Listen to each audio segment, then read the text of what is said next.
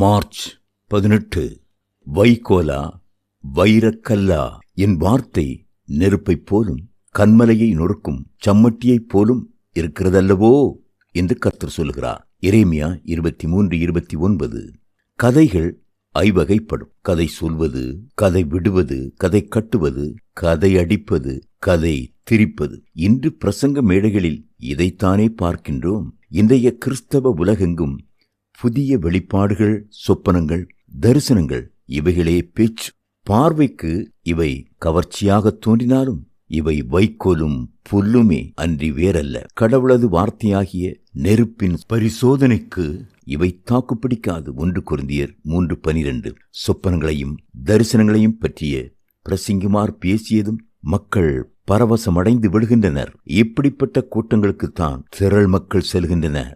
ஆனால் கடவுளுடைய வசனமாகிய கோதுமைக்கு முன் சொப்பனங்கள், தரிசனங்கள் எல்லாம் பதற்போல்தான். பவுலுக்கு கிடைத்த அளவு தரிசனங்களும் வெளிப்பாடுகளும் வேறு எவருக்கும் கிடைத்திருக்காது.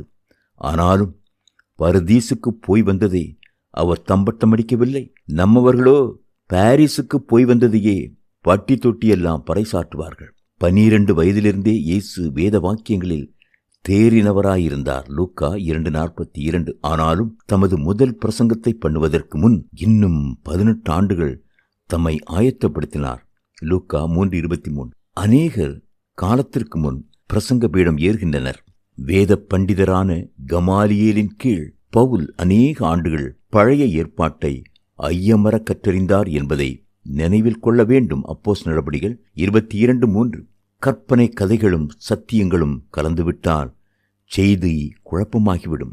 நூதன சீடர்கள் தவிர்க்கப்பட வேண்டும் என பவுல் கூறியதின் பொருள் இதுதான். 1 தீமோத்தேயு 3:6. பாரம்பரியங்களை அடியோடு விலக்கிவிட வேண்டியதில்லை.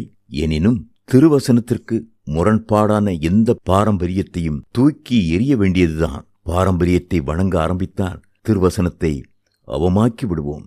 முடிவு நாட்களில் ஒரு காலம் வரும். அப்பொழுது மக்கள் நலம் தரும் போதனையை நாடமாட்டார்கள்.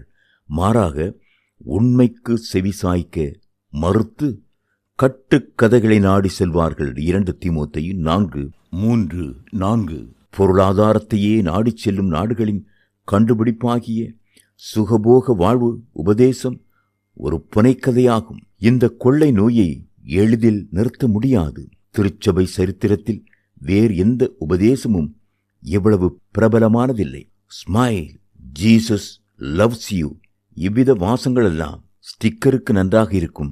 ஆனால் மனம் திரும்ப வேண்டிய ஒரு நபருக்கு ரிப்பன், ஜீசஸ் லவ்ஸ் யூ என்பதும் சொல்லப்படாவிட்டால் இதுவும் ஒரு புனைக்கதைதான். வெளிப்படுத்தின விசேஷம் 3:19.